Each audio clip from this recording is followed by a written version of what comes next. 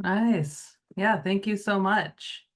I do have a little bit of a slideshow and I want to go kind of back and forth with that, but how I like to start meetings is that we can, let's see, let's work with this with the Zoom. Zoom is always fun, and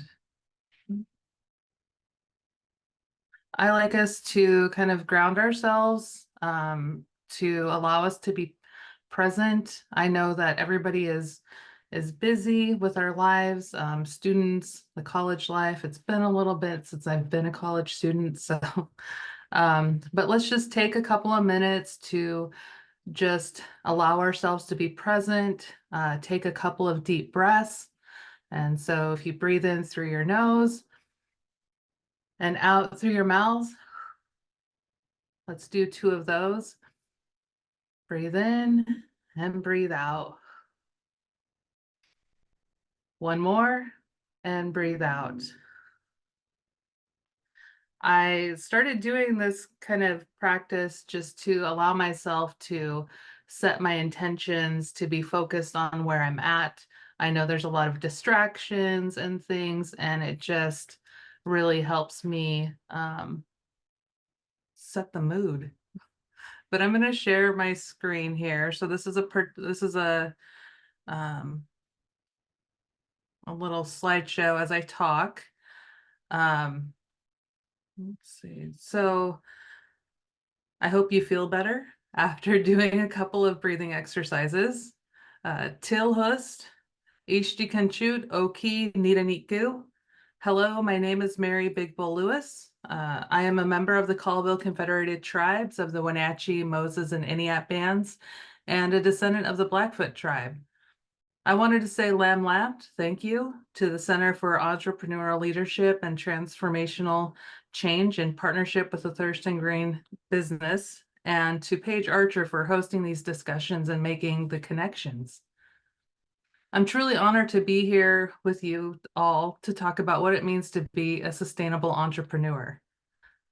Community is important. To have people who we trust, enjoy spending time promotes our well-being and healing. Each one of our stories has important information. It has built us and made us who we are today. I have enjoyed listening to other stories from others about their wellness journeys. And when we hear this from a person, a human being, it becomes relatable. It helps us feel like we're not alone.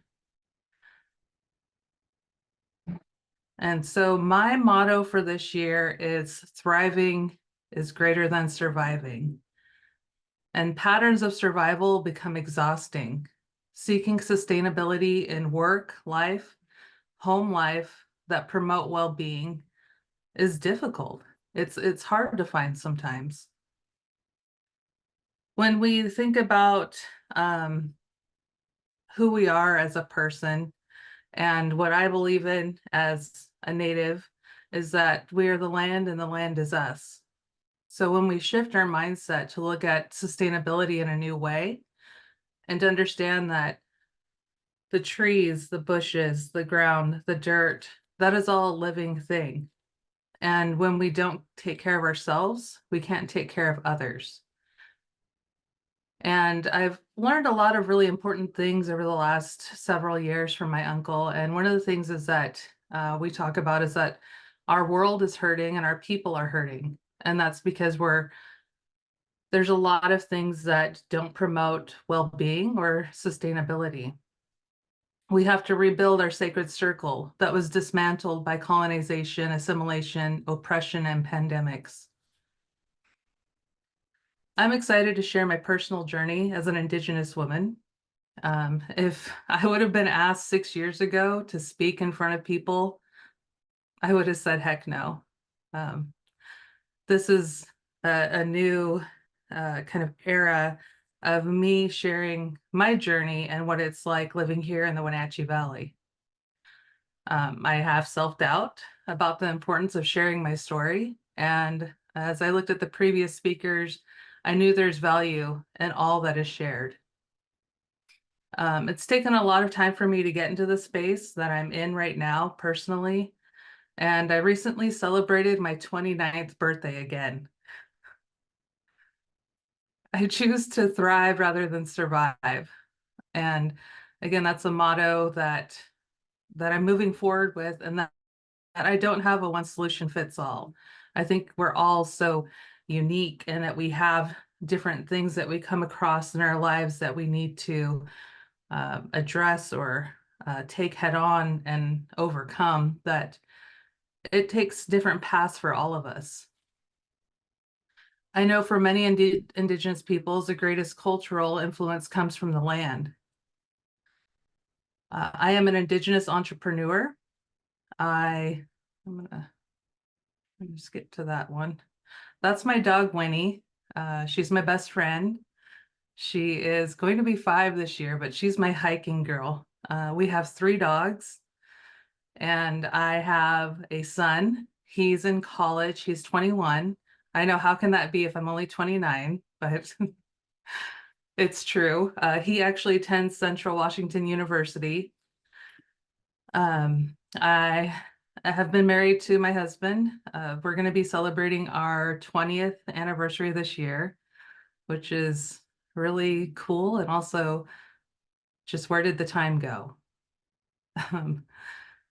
So our other puppies' names, we have Wicket and we have Vincent, and they're all so cute. And I was just telling Paige that I just got back. I've been at conferences the last 2 weeks, and we were in Montana earlier this week. So it's been a whirlwind, and I'm really excited to go home and see them today. I was born and raised in the Wenatchee Valley, and I have continued to raise my family here.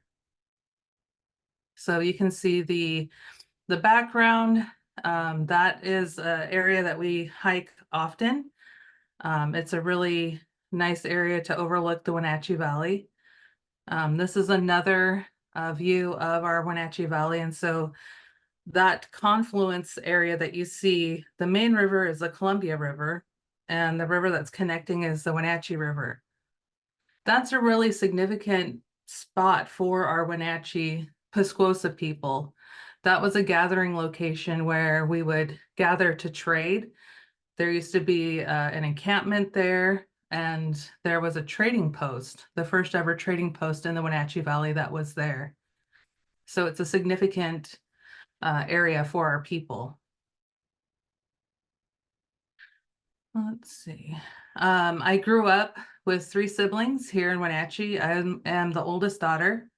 I've always been very independent as a child, and the phrase that I guess my motto has been for my life is, if people doubt that I can do something, I just say, watch me.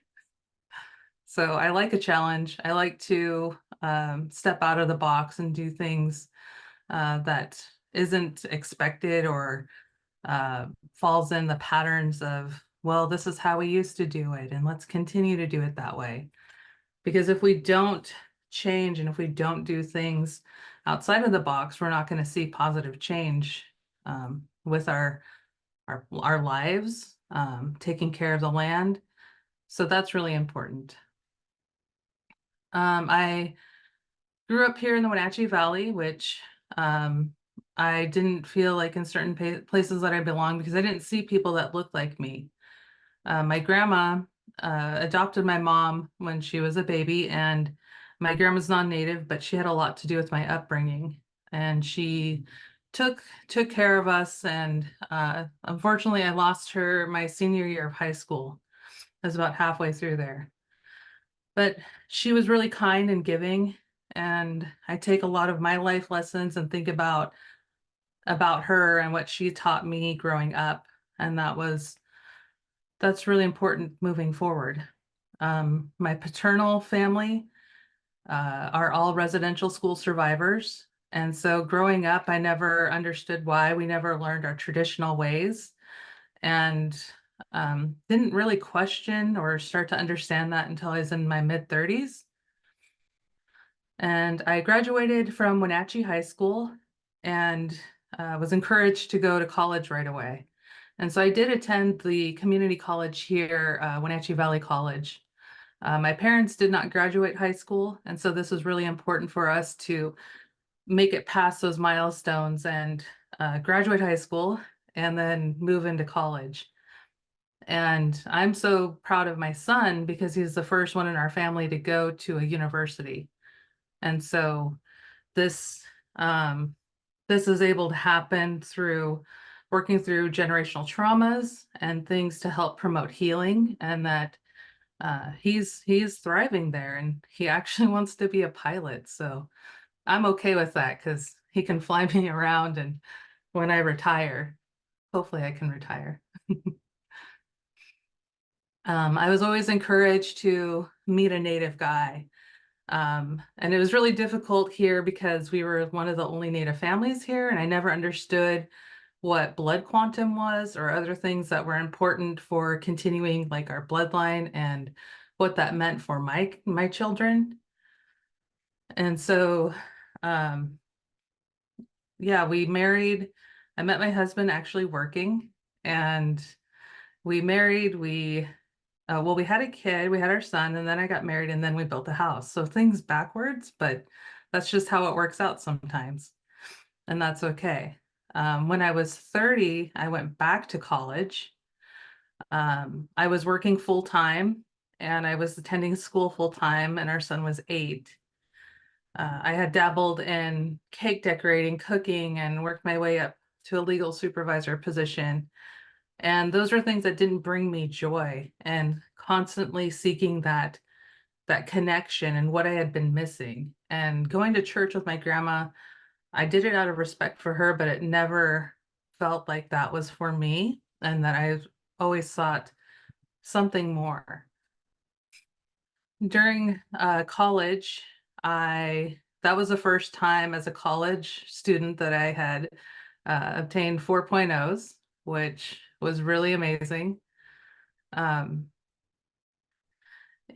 2012, uh, I had recently graduated, and I was working with my husband at another graphic design business, and saw how hard he was working, and I kind of learned the ins and outs of that. And I told him, why can't we do this? Like, we could totally do this on our own. Um, you'll see a pattern here.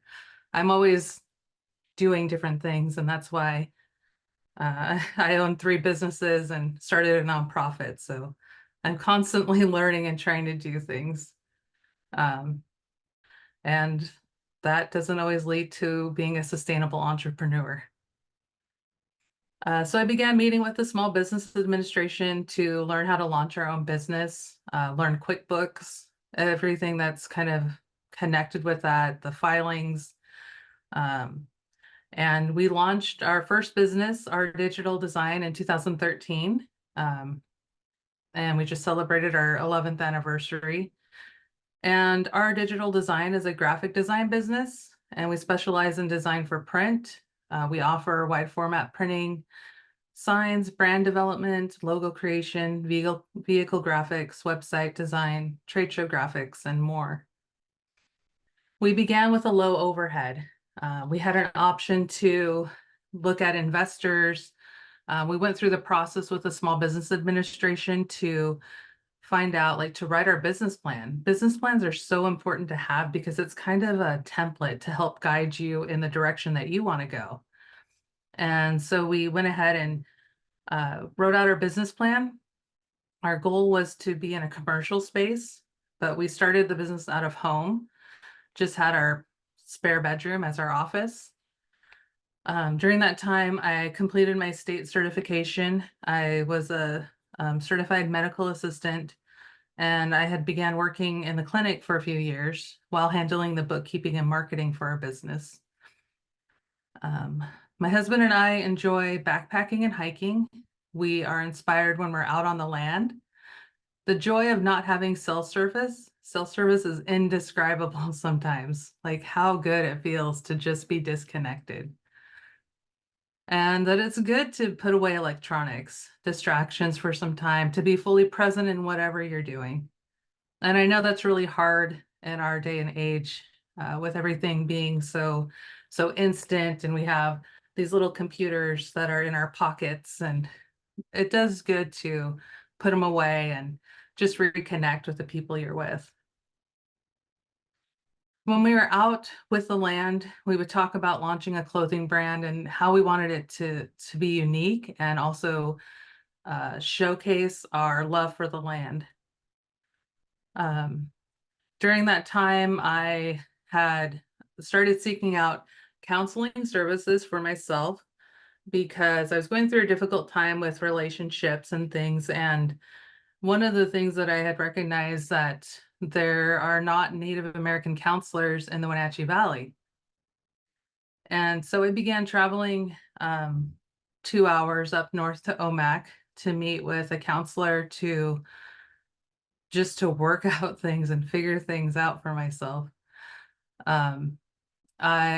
Counseling had been held as a stigma, meaning like it was bad if you went, or that was kind of how I grew up, that counseling services weren't for everybody. And I think they are actually. I'm always going to promote that for well-being because it's helped me so much.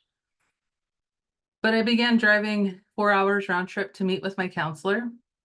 She taught me so much that I don't know if she'll ever know how much she impacted my life. She took me under her wing and taught me about the importance of sweat lodge and how to build a sweat lodge, how to chop the wood. I showed up in my flip-flops. Wasn't a good idea to go chopping wood that day, but I survived. And how to transfer the rocks and the medicine and things that it was definitely a pivotal time in my life. I still talk with her to this day. We're still good friends. And after my first sweat, I knew that I was home.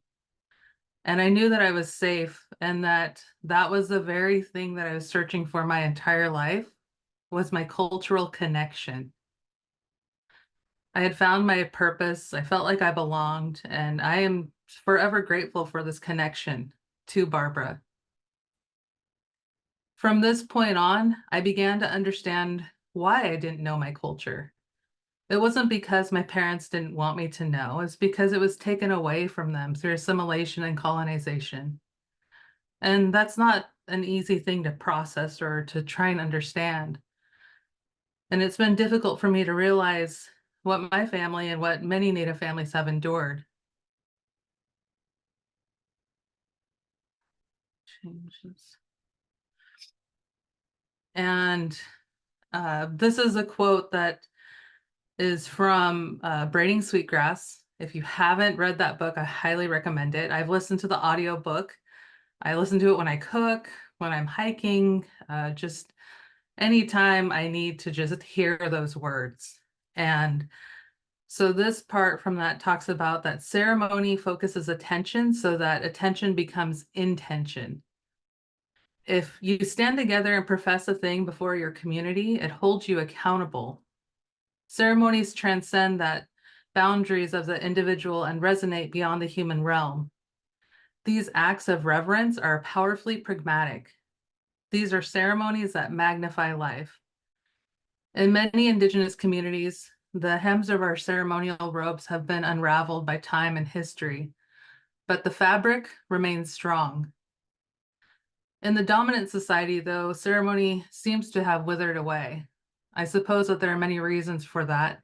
The frantic pace of life, dissolution of community, the sense that ceremony is an artifact of organized religion forced upon participants rather than a celebration of joyfully chosen. Ceremonies that persist still are birthdays, weddings, funerals, focus only on ourselves, marking rites of personal transition.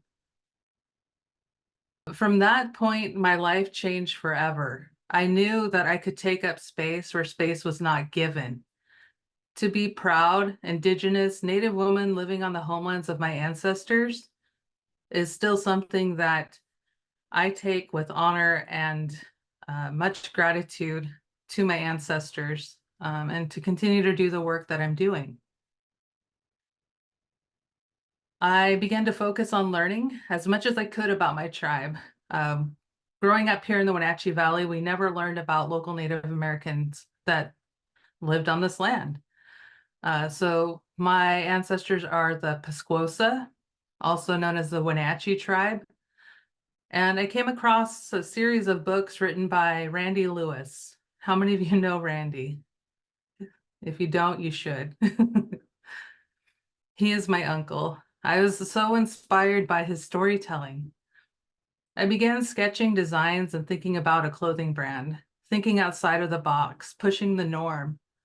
I wanted to continue to show up authentically, living from individuals who have set the groundwork. I realized that local Native American history was not taught, and Wenatchee tribe was thought to be extinct. And so in 2019, Wenatchee Wear was born. Wenatchee Wear is passionate about creating awareness and empowering Indigenous peoples through authentic threads. We design with a purpose, sharing stories and history, creating modern wearable art. I met my uncle, Randy, at a social gathering where we were the only natives there.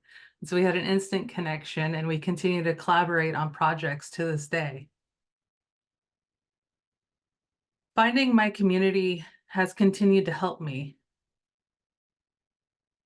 As social creatures, humans need interpersonal contact to survive. These connections range from your inner circle of family and close friends to the outer rungs of your social network. Other pet parents at the dog park, for example. And it's important to have a variety. Finding community is much different from just making friends. The older I get, I find it more difficult to find those friends or my community. And a community is defined by 4 criteria: membership, influence, integration and fulfillment of needs, and shared human emotional connection. To be part of a community, you must feel a sense of belonging, a membership. Feel like you make a difference to the group, and that makes a difference to you. They influence you. Feel like your needs will be met by other group members, integration and fulfillment of needs. And feel that you share history, similar experiences, time, and space together, a shared emotional connection. And like I said, it's taken me a long time to find that connection. I think that that'll change as we change as people and stages in our lives, and that's always important to find that group of people that you feel good with, you feel like you can be yourself with. I learned how to build an e-commerce website, and I set the goal to launch Wenatchee Wear in April of 2019. And Wenatchee Wear is a modern display of nature, legends, history, and fun. The launch of our second business coincided with the move of our digital design into our first commercial space. We polished the commercial garage up and moved in. I continued to research how to build a clothing brand and began attending pop-up events at local farmers markets and other vending opportunities. And the way that I learned how to build an e-commerce website is just by doing it and watching videos online. There's so much information out there that I always find that just doing the task or trying to learn something new, I'm very hands-on and need to just be in it. So that's the best way that I learn. I was taught the importance of giving back to our communities, and I began talking with local organizations, boards, councils, and individuals about land back. In 2020, the beginning of the pandemic, when all social gatherings and businesses were closing, it left me and my husband having to adapt to another change. Just maybe even, what was that, 8 months into launching Wenatchee Wear, we had to shift. And that's one thing with being an entrepreneur is you always have to be ready for change. You never know what's going to happen. Who could have predicted a pandemic? And many businesses that I had seen were struggling because they were an in-person. There's businesses that didn't have websites. And so I was very grateful to have that. And a local TV station reached out to me to do an interview with me and my uncle to talk about the history and share information about Wenatchee wear. And so that segment aired multiple times throughout the day. And so I was so grateful for that connection and having that support. And that's how we survived that time. We continued to sell. We had really good sales during that time. But during that time too, there was also uh, wildfires on the Colville Reservation that left many families without homes, clothes, food, or a place to rest. I put out a call through our social media channels to help from our local community and opened up our shop space for collecting donations. We partnered with Indigenous-led organizations to distribute donations, and several community members hauled loads of donations to the reservation. They helped rebuild livestock fences and more. It became apparent that a safe place, a safe space for Indigenous peoples was needed, as many families were sent to Wenatchee hotels with what they had on their backs. It was difficult to give donations at capacities for larger organizations as they are accustomed to having open spaces and there wasn't all the restrictions. But you can see in the photos, community members stepped up. We had this group of girls were traveling from Quincy, and we just opened up our shop to start gathering donations and distributing them to people. We put together toiletry bags because that was really important. Families were washing their clothes in the tubs at the hotels. And so if we could provide something to them to be able to go and get a change of underwear or just the essentials, it was a really cool thing to see our community come together, and that we continue these partnerships with many of these organizations to this day. After a solid year or so of trying to get the Land Back campaign going, I decided to launch a fundraiser myself. And so I started a GoFundMe. In 5 months, I raised $30,000, which was pretty cool. I also met individuals who were excited for this. And an email from a local attorney the New Year's Eve of 2020 gave me hope. We quickly formed a board. We had 12 board members instantly ready to go. And we wanted to keep the focus of an Indigenous-led nonprofit. And so the Indigenous Roots and Reparation Foundation, also known as IRF, easy way to remember that is every day is IRF Day. So we're celebrating IRF Day this month, well, all year.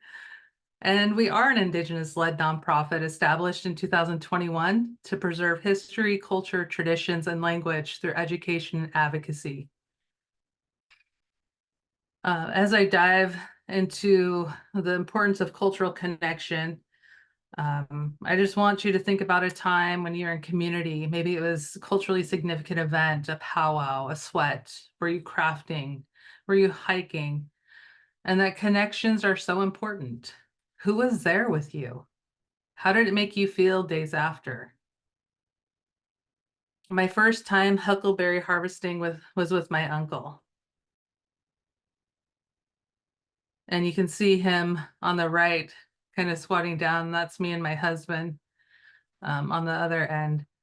And my uncle's full of stories. He's so full of history and just knowledge. And spending time with him is always a joy. He took us up to his family's traditional harvesting location. We packed snacks and headed out for an adventure. We spent the entire day picking huckleberries and filled our baskets to the brim. That was a good year. My uncle would share about his time with his family there, that they'd camp out And they used to perform traditional burnings to take care of the plants so that they would return to us. He showed me the waterfall his mom would drink at, and that's a tradition that we continue to do to this day. As we traveled home with our stained fingers and full baskets, my heart was full. And I'm just so grateful to continue to learn from him. And that we've done a lot of really cool outings and powwows and things. And we always talk about the what was it, the powwow, just how we're missing that. It's like and I'm blanking on on the term, but just how we feel when we're in this roller coaster of emotions, and like we're at the powwow. This is really amazing to be in community with our people, and then we come back down and we're at this low. And I'm trying to keep mine more at a steady pace by doing these cultural things with crafting and powwows and harvesting. And right now, the first thing that we go out and harvest in the spring are roots. I've been out a couple of times and have gotten some really big camas roots, and learning how to cook those and preserve them has been so much fun. In 2021, that was a big year for us as business owners. We became empty nesters, and we also moved both our businesses into a brick and mortar space. And so this is the building here. And it's really funny because we searched for a space that would bring both of our businesses together. We didn't want to split them up because it's just me and my husband, and we have a part-time employee. And so we needed to stay together. We started doing direct-to-garment printing. We purchased equipment to handle that. That was a way to manage our inventory, control the final output of the design. And yeah, we started searching for a space. And I call this our unicorn space because it didn't exist. We searched all over and toured a bunch of locations, and this building was built in 2021 in my childhood neighborhood. So it was coming full circle and being back here, and I knew that it was where I needed to be. So it's in South Wenatchee. That's where I'm at right now. We had a ribbon cutting ceremony. So you can see the garage spaces. Those are big enough to hold like a bus, so we can do our vehicle wraps. We have a little dedicated commercial space, retail space for the shop.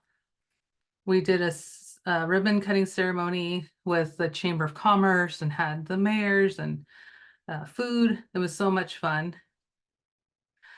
And let's see, trying to keep my eye on the time because I got a lot to cover, but I'm going to wrap it up. We also submitted a request to have our art on local transit buses. And I was so excited. I had a local artist come in and she gave me the application. She's like, you guys should apply to do this. And I could just imagine seeing two bears rolling around town and what that meant for taking up space and saying that we're still here. So this top one is the balsam root design. This is the icicle design. We had our two bears design. So that was the first one that was unveiled. And when that thing was backing in, I was so happy. And I still get so excited when I see them rolling through town. And this one's the singing salmon, which is actually a state park, and it's called Pashastin Pinnacles. But we share stories. We share that connection with the land, and that,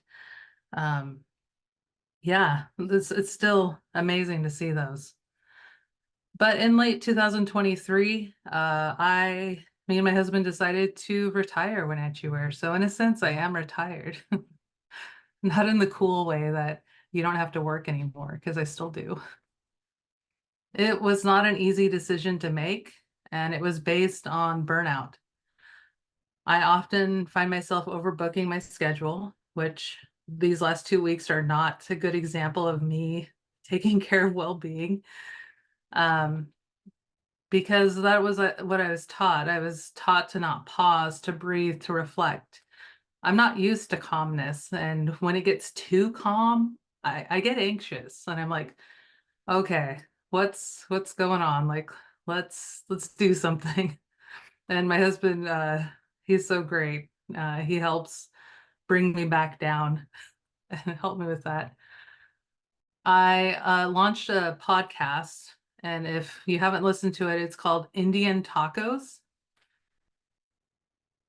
Turn this, I don't think I have that slide on here, but it's NDN and Talk, TALK-OS. So it's a spin on our Indian tacos and a podcast.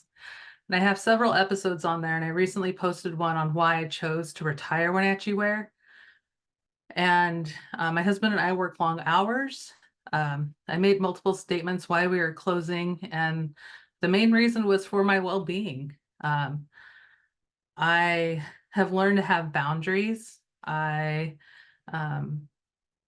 was really exhausting to be put on the spot to educate what it's like to be a native.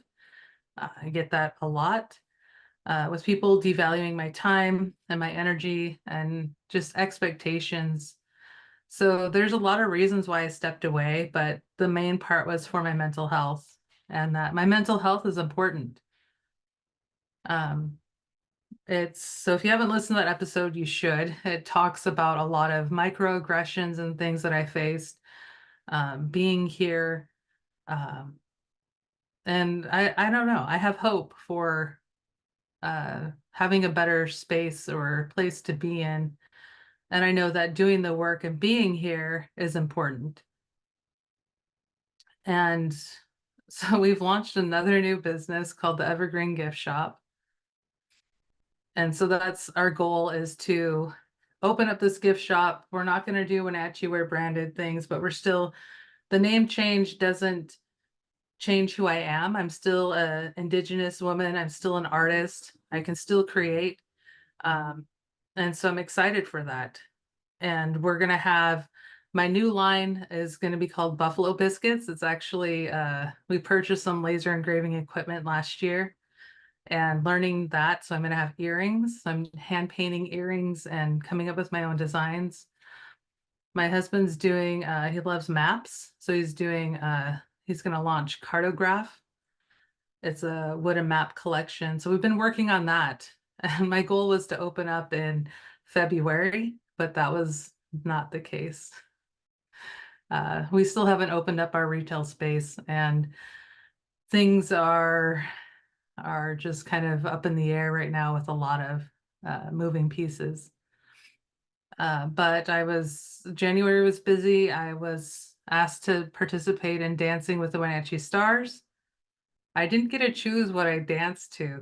They chose for us. And we had 5 hours with a professional teacher.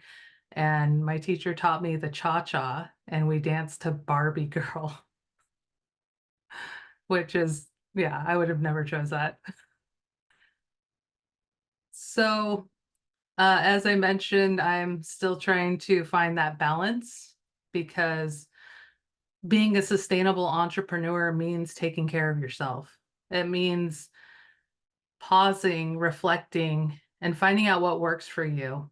And I don't know. I don't know if I'll ever find that balance, but I think it's out there.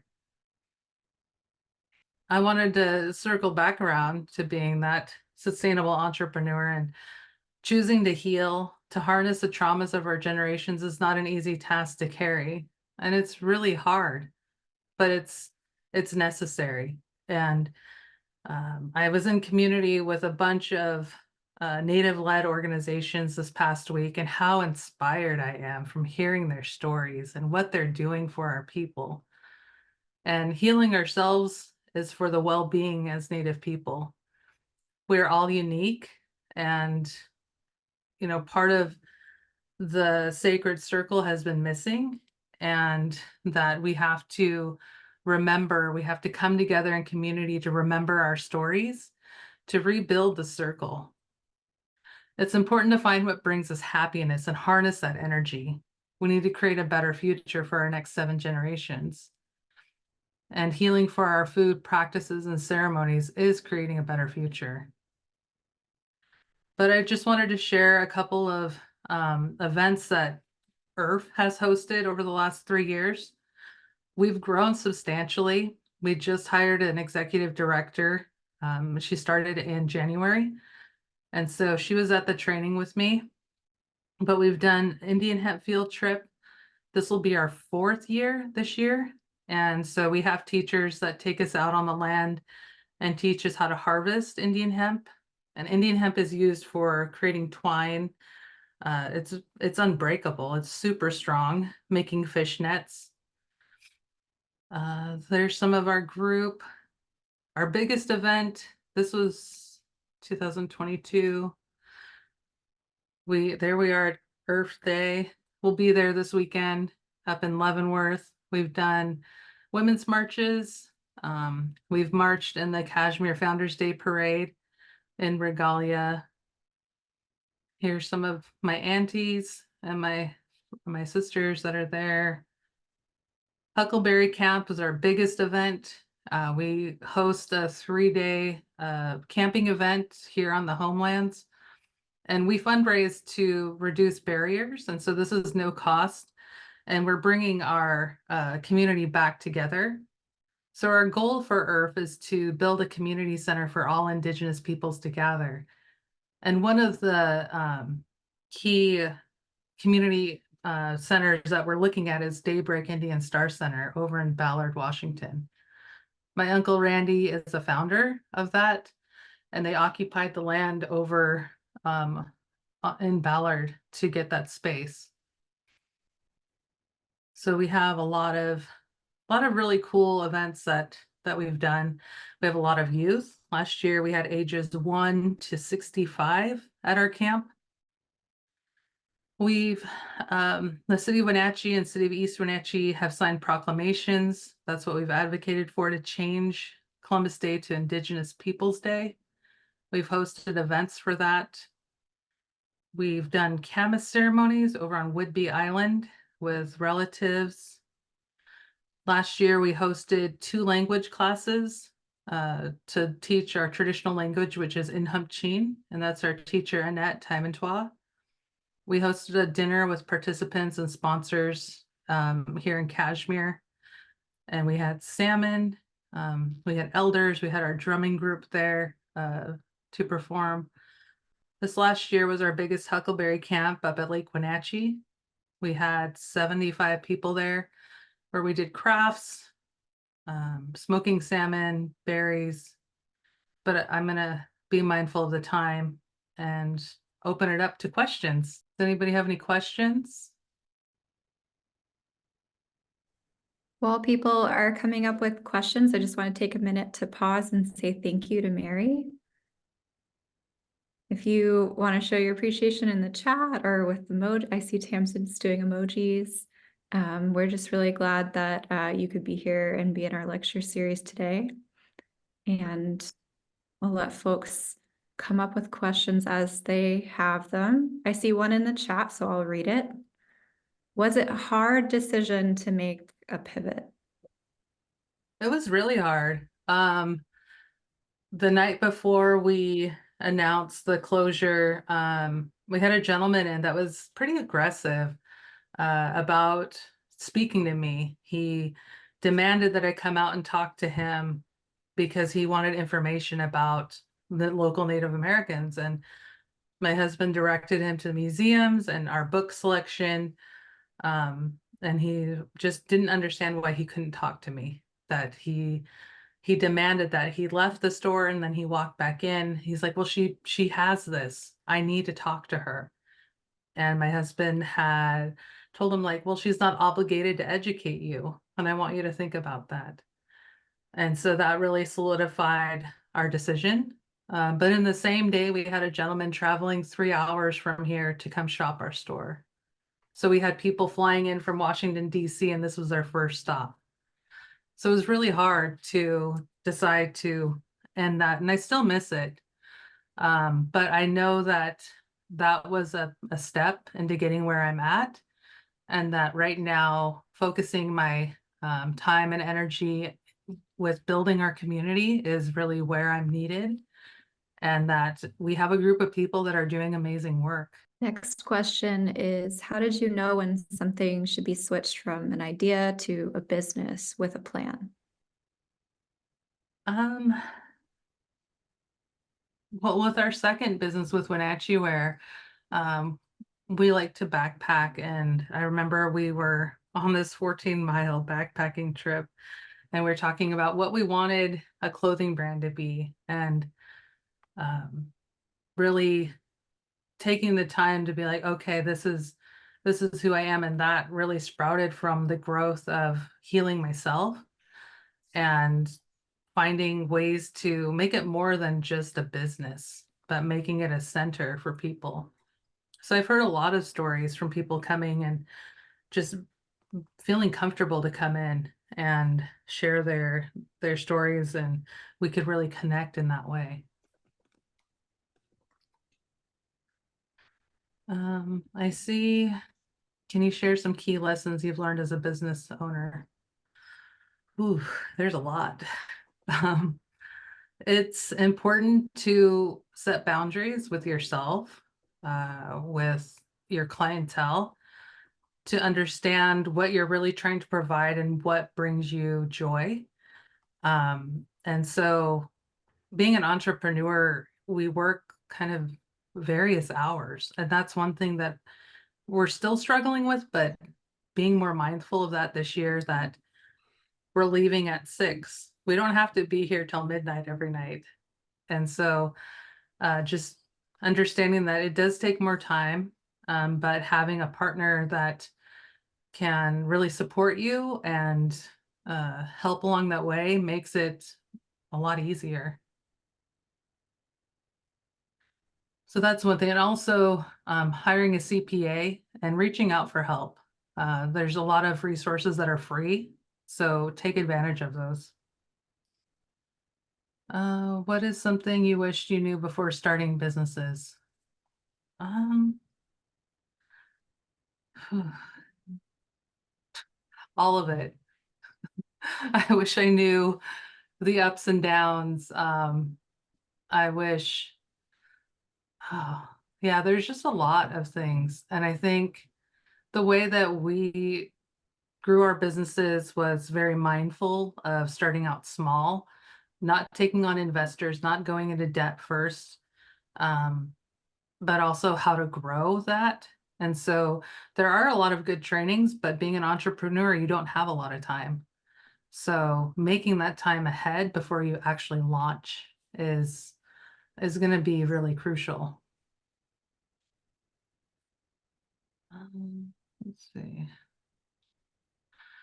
It was an honor to learn about your foundation and the principles influencing your work, land back and reparation. How do you believe these principles should inform the development of non-Indigenous and businesses?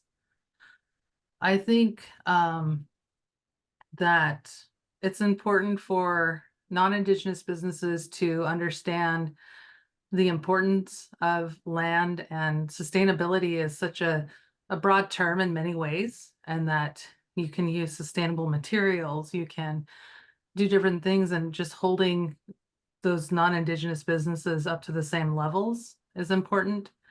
And recognizing how to give back to the communities, or how you can be a good partner or amplifying them.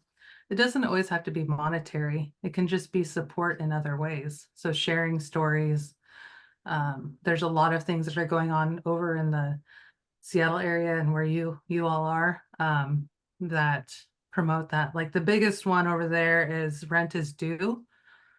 And so that's a big fundraiser over there. So I think just taking the principles and making them part of your own story, and how can you do better as a community member, as somebody that provides any service or products in the area. How do you feel that your previous job careers helped set you up for owning a small business? Uh, my dad always told me I needed to go into business school. And I actually went to college right after high school for a year. And so my previous jobs, I mm, I started baking and doing a lot of baking and providing that.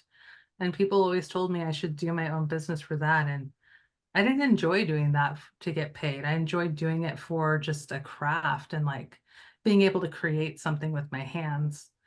Um, Working with my husband at the previous business helped me learn the materials that we use for sign making, for estimating, for getting a view of like launching your own business. And so I think that really helped. And so don't limit yourself to one realm. There's a lot of things that you can learn from different areas. When I was the legal supervisor, I became really good friends with an attorney, and he actually helped me start our business with the documents. And so it's again creating those connections. I think there's always a connection with the spaces that you're in. In what ways can small BIPOC businesses in the creative economy prioritize sustainability while also protecting their cultural authenticity? That's a good question. Again, boundaries. Um, it's there's there's some things that are shareable and there's some things that are not. And we're not obligated to give those information or those stories or teachings in any way. And so just being prepared to answer those questions is really important. Um, and just, yeah, it's really tough, honestly. And especially depending on what area you're in. I would see it being more diverse over in your area than it is here. So yes, prioritizing sustainability is so important. What advice would you give to folks who want to but are nervous about the jump to the doing? Oof, it's scary. It's always scary. I mean, the only way you're going to know is if you do it. And if your heart is in it, then you know that's the right thing. It's going to be hard starting out. But if you really take the time to set yourself up for success, and our success is measured in so many different ways. It's not always monetary. It can be about the reach. It could be about the difference that you make in your community. It can be about, it can be about sales, but yeah, I mean, we are in the middle of like these things too, of trying to jump into this new thing, and you have to jump in with confidence. And there will be self-doubt. There will be naysayers. There's going to be somebody that says, well, why don't you do it this way? Just keep doing what you want to do and showing that. And when you put your full heart in, that's what people are going to see. So good luck is what I would say too. Paige had said you'd mentioned a history of Indigenous trading posts in the Wenatchee Valley. How have those trading posts impacted the way we buy and sell goods today? My goal is to have another trading post in the Wenatchee Valley with our community center. And I think that that history of that and getting back to how we used to actually trade things, and being your own business owner, you can do that with uh, certain things. And so I always think about that of like, well, back in the day, it wasn't money being transferred, it was services being transferred, or a product saying like, I have this hat and I want a horse, or things like that. So I think that we've really stepped away from some things, but I do see a lot of community members, some barter, and that always makes me think about how it used to be. Tony has said, thank you for sharing your experience around microaggressions. Do you feel as though what you do gives you joy? Um, Wenatchee where it gave me a lot of joy. because I knew it was stepping outside of the box and doing something different. I recently did a speech with the local mayor, and I had shared that I'm here to take up space where space wasn't given. And he said, I'm gonna use that. Can I use that? I said, yeah, for sure. And so I know that where I started is a stepping stone to where I want to be, and that I'm always excited to learn things, and that brings me joy. And so it's okay to adapt and to change, even though if it doesn't match what you planned 4 or 5 years ago. Look at where we're at now. We've been through a pandemic. We've been through so much, and that what I do now, I do feel joy, and that I'm taking the time to be in community with my relatives. This year alone, I've learned how to make a Pendleton coat. So I have my own Pendleton jacket. I've learned how to make gauntlets, which are leather gloves. I literally hand sewed gloves for myself. Um, Language classes. Tomorrow, I'm actually going up to a drum making class. And so making time for what fills me up with joy is so important. And actually, these earrings right now make me really happy to like just sit down and create, because I haven't had time to do that. I've with Wenatchee, where it became too much of a task versus something that I enjoyed. And that could have been by the way that I was portraying it or something that I did. But I am truly blessed to be in a position where I can say, I don't want to do that anymore. Not very many small business owners can say that. They're forced to leave what they're doing. And we have the two businesses, so we're able to fall back on the other one and say, like, I need a timeout. I need to like regain myself and focus on what brings me joy. And so that is something that I know that not many people have that opportunity or choice. So I'm grateful for that, and that I worked really hard to be able to have that. Because I didn't think burnout was real, or even the end of last year, I was like, whoa, look at how much I'm doing. I'm donating 100 hours to the organization. I'm doing these two small businesses. We're doing pop-ups. We're doing that. And then November hit, and I was like, whoa, like I gotta slow down. This is not sustainable. I cannot keep doing this. So that's important. And just understand your joy is going to change on where you're at in your life. So don't think you have to be where you wanted to be 10 years ago. It's okay to think of something else. I think that's the most beautiful ending point for us. I want to be respectful of your time, Mary. Folks, if we can just show our appreciation, Mary, thank you so much for being with us today, sharing your story, your wisdom, your knowledge, your expertise. I just continue to be blown away by these speakers, and I'm just so thankful for the time with you today. Thank you so much. Yeah, thank you for having me. I appreciate it.